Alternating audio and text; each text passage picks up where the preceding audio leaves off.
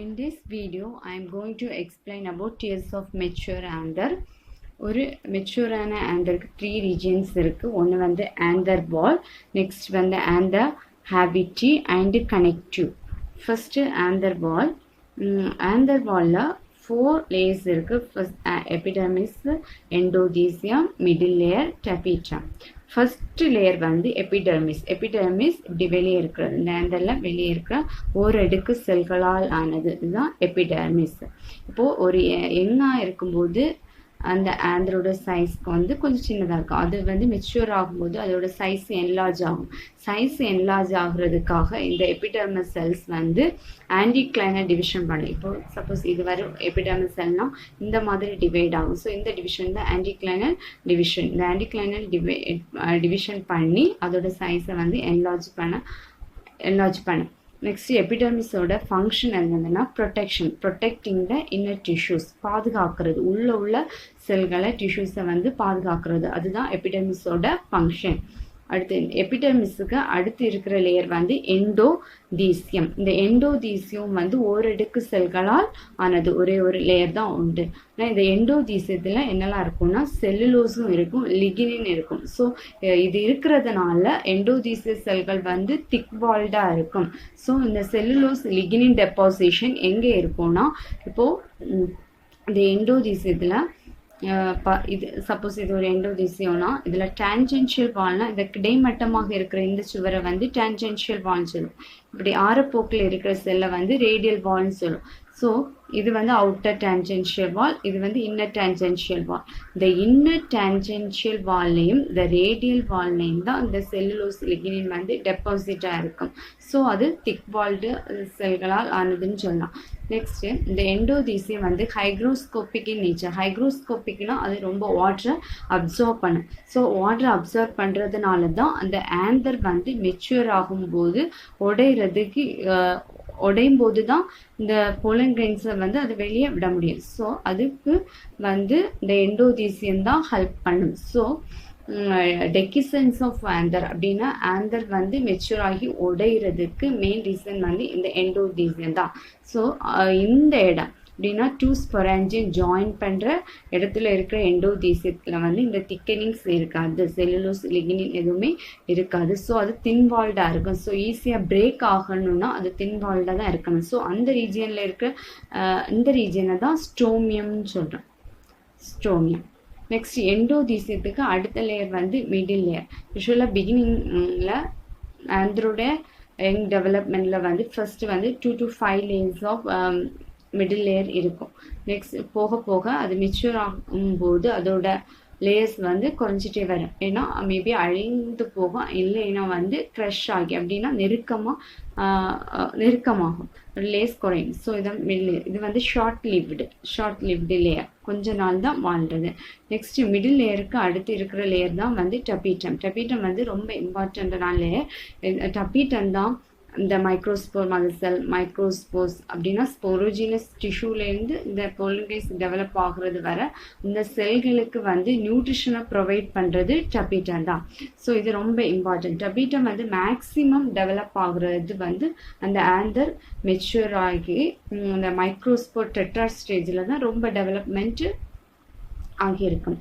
Next டபீட்டத்தை வந்து dull இன் origin சொல்லணும். Dull இன் ஆர்ஜின்னா இரு தோற்றம் உடையது. வாட் இஸ் டைமார்பிக் டபீட்டம் அப்படின்னா, இப்போது யூஸ்வலாக டபீட்டர் செல் வந்து இப்போ இது வந்து ஒரு டபீட்டர் லேயர்னா இந்த டபீட்டர் செல்ஸ் வந்து யூஸ்வலாக பரைட்டல் செல்ஸ்லேருந்து தான் டெவலப் ஆகும். பட் சம் பிளான்ஸில் வந்து கனெக்டிவ் ரீஜன்லேருந்து டெவலப் ஆகும். ஸோ கனெக்டிவ் ரீஜன்லேருந்து டெவலப் ஆக டபீட்டர் செல்ஸ் வந்து கொஞ்சம் என்லார்ஜாக இருக்கும். பட் பரைட்டல் செல்ஸ்லேருந்தும் அதோட சைஸ் வந்து சின்னதாக இருக்கும். ஸோ பரைட்டல் செல்ஸ்லேருந்து டெவலப் ஆகிற டபீட்டத்தை வந்து பி டபீட்டம்னும், கனெக்டிவ் ரீஜன்லேருந்து டெவலப் ஆகிற டபீட்டத்தை வந்து சி டபீட்டம்னு சொல்கிறோம். ஸோ ஃபார் எக்ஸாம்பிள் எலக்ட்ரா தாம்சனி பிளான்டில் இந்த டைமார்பிக் டபீட்டம் இருக்கும். ஸோ அதுதான் டல் இன் ஆர்ஜின் சொல்லும். ஏன்னா அதோட இரு தோற்றம் உடையது, டபீட்டம் வந்து இரு தோற்றம் உடையது சொல்லும். நெக்ஸ்ட்டு நெக்ஸ்ட் டபீட்டத்தோட டைப்ஸ் எக்ஸ்பிளைன் பண்ணுறேன். அதுக்கு முன்னாடி நெக்ஸ்ட் இங்கே ஆந்தர் ஹேவிட்டி. இந்த ஆந்தர் ஹேவிட்டியில் தான் வந்து போலன் கிரெயின்ஸ் இருக்கும். ஃபர்ஸ்ட் மைக்ரோஸ்போர் மதர் செல் வந்து மைக்ரோஸ்போர்ஸை டெவலப் பண்ணி அது போலன் கிரெயின்ஸாக கன்வெர்ட் ஆகுது. நெக்ஸ்ட் சென்ட்ரலில் இருக்கிற இந்த ரீஜனை வந்து கனெக்டிவ் டிஷ்யூன்னு சொல்லும். இந்த செல்ஸ் வந்து ஸ்டிரைல் செல்ஸ். நெக்ஸ்ட் இதில் வந்து வாஸ்குலர் டிஷ்யூஸும் இருக்கும் ஃபார் கண்டக்ஷனுக்காக. Next types of tapetum. யூஸ்வலாக வந்து மெயின் டைப்ஸ் வந்து 2 types of tapetum, secretory type and invasive type. அப்படின்னா செக்ரேட்டரிக்கு இன்னும் 3 நேம்ஸ் இருக்குது: parietal tapetum, glandular and cellular. But invasive டபிட்டத்துக்கு இன்னொரு நேம் இருக்குது, பெரிப்ளாஸ்மோடியல். இது 2 தான் மெயின் டைப்ஸ் ஆஃப் டபிட்டம்.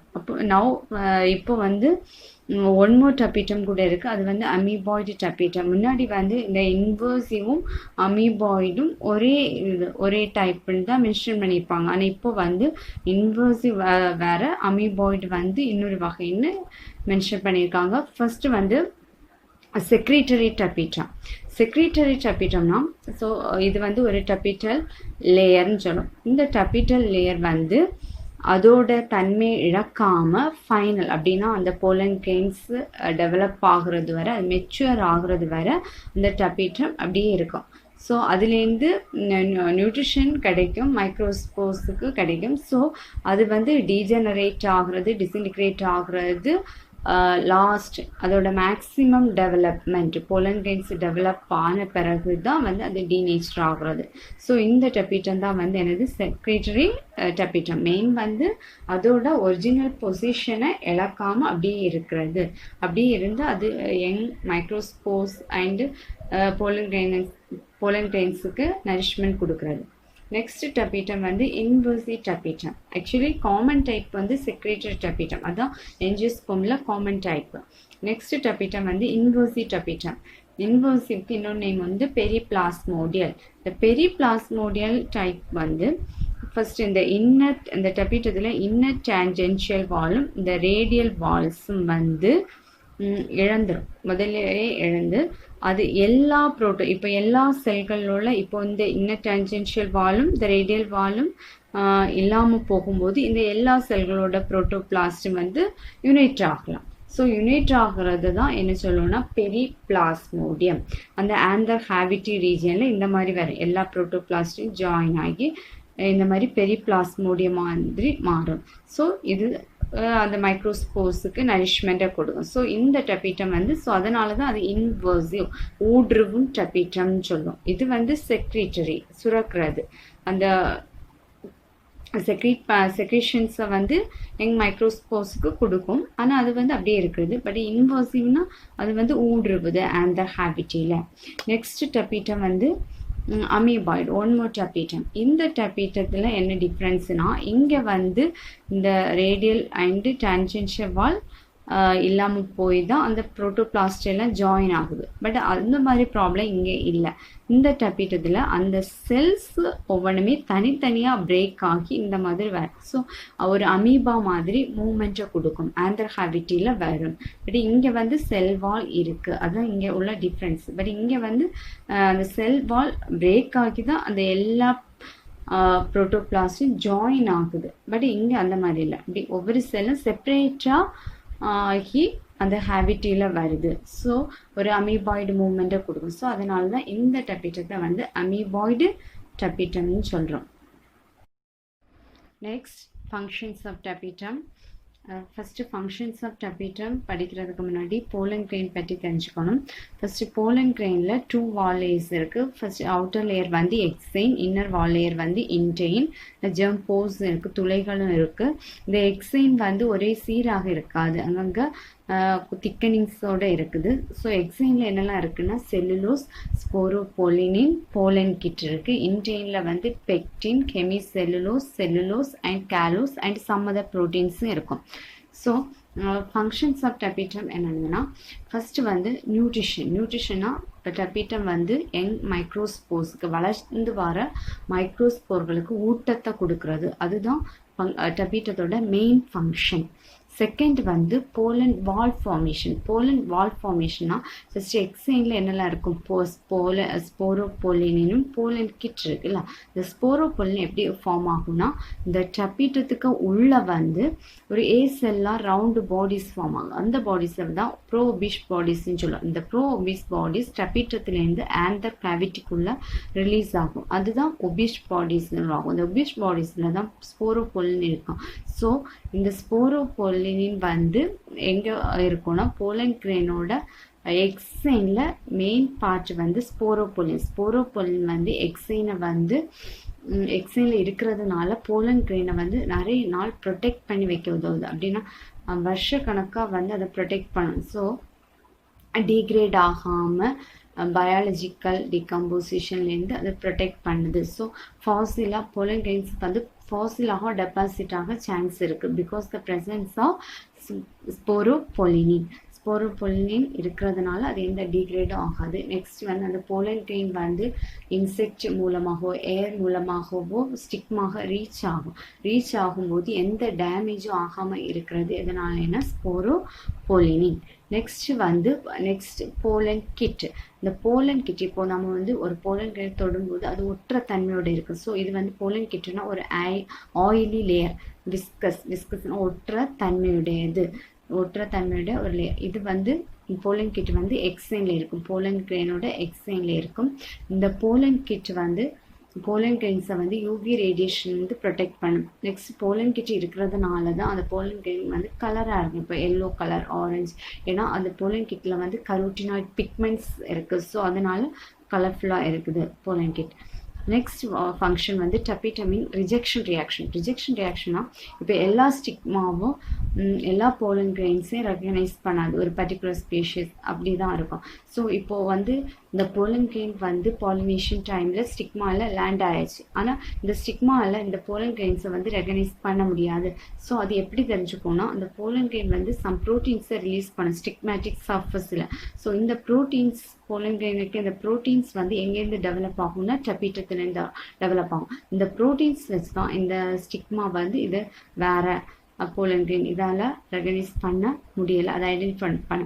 ஸோ அப்போது வந்து இந்த போலன் கிரெயினுக்கும் ஸ்டிக்மாவுக்கும் இடையில வந்து ஒரு பிளக் மாதிரி ஒரு பிளாக் உருவாகும். ஸோ அதுதான் வந்து காலோஸ் பிளக். இந்த காலோஸ் பிளக் வந்து இந்த ஸ்டிக்மாவோட செல் வாலுக்கும் பிளாஸ்மா மெமரிக்கும் மிடில்லையும் ஃபார்ம் ஆகலாம், அல்லது ஸ்டிக்மாவோட சர்ஃபஸில் ஃபார்ம் ஆகலாம். இது வந்து போலனை ஜெர்மினேட் பண்ண விடாமல் தடுக்கிறது. ஸோ இதுதான் காலோஸ் பிளக்கோட ஃபங்க்ஷன். நெக்ஸ்ட் ஃபங்க்ஷன் வந்து சிந்தசிஸ் ஆஃப் கேலேஸ்னா ஒரு என்சைம். இந்த என்சைமை சிந்தசிஸ் பண்ணுறது டப்பிட்டம். இந்த என்சைம் எதுக்கு தேவைன்னா, இப்போ மைக்ரோஸ்போர் மதர் செல்லேருந்து மைக்ரோஸ்போர் ஃபார்ம் ஆகும். அந்த 4 மைக்ரோஸ்போர்ஸும் ஃபஸ்ட்டு வந்து யுனைட்டடாக தான் இருக்கும். அதை வந்து மைக்ரோஸ்போர் டெட்ராய்டு ஆர் போலன் டெட்ராய்டுன்னு சொல்லும். இந்த மைக்ரோஸ்போர்ஸ் வந்து செப்பரேட் ஆகணும்னா கேலஸ் தேவை. ஏன்னா இந்த மைக்ரோஸ்போர் வாலில் வந்து கேலோஸ்ன்னு ஒரு சப்ஸ்டன்ஸ் இருக்குது. இந்த கேலோஸ் வந்து இருக்கிறதுனால இது பிரேக் ஆகாமல் ஜாயின் ஆயிருக்கு. ஸோ இந்த கேலோஸை டீக்ரேட் பண்ணுறதுக்கு என்ன தேவைன்னா கேலேஸ் தேவை. ஸோ டீக்ரேட் பண்ணும்போது தான் அது மைக்ரோஸ்போர்ஸ் வந்து செப்பரேட் ஆகுது. So these are the functions of tapetum. Nutrition, pollen ball formation, alla main sporopollenin, pollen kit. Next tapetum in rejection reaction. Next is of callus. That's all. Thank you.